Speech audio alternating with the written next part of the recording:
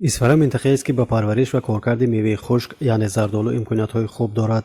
85% аҳолии ин минтақа аз ҳисоби парвариш ва фурӯши ин мева зиндагӣ мекунанд. бо мақсади рушди соҳаи боғдорӣ дар ҷамоати деҳоти кӯлканди шаҳри исфара курси якрӯзӣ омӯзишӣ барои деҳқонону хоҷагидорон баргузор гардид. мавзӯи ниҳолҳоро худи боғбонон интихоб намуда пешниҳод карданд, зеро ба онҳо маълумоти мутахассисон лозим буд. дар рафти машғулият дар бораи ба даст овардани ниҳолҳои хушсифат, дуруст шинонидан ва интихоби нуриҳои минералӣ мавзӯъҳо ба миён гузошта шуданд.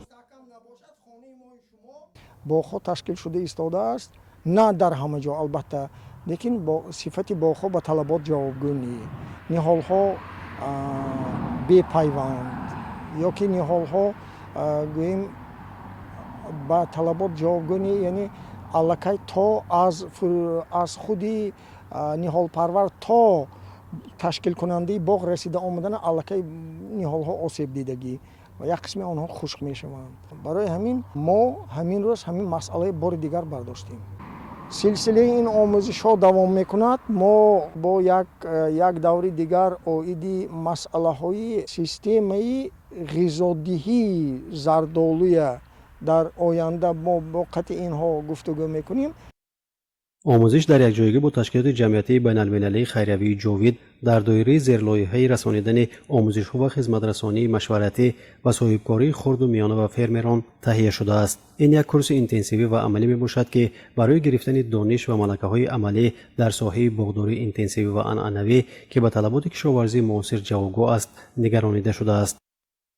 вақти буриш, вақти мубориза бар зидди ҳашаротҳои зараррасон ки онҳо намедонистанд, ҳамин тренингҳои семинарҳое ки муаллим ҳозир гузаронданд, аз он истифода бурда оянда ба боғҳошон ба онҳо сари вақт коргарди байни қатор, корҳои агротехникӣ, мубориза бар зидди ҳашаротҳои зараррасон ҳамаша мегузаронанд.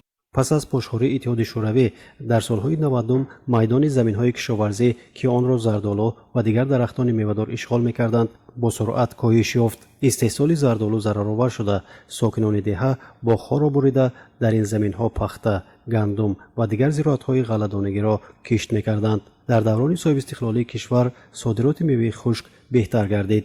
деҳқонон ба бунёди боғҳо шурӯъ карданд ва соҳаи боғдорӣ аз ҷониби ҳукумат дастгирӣ ёфт.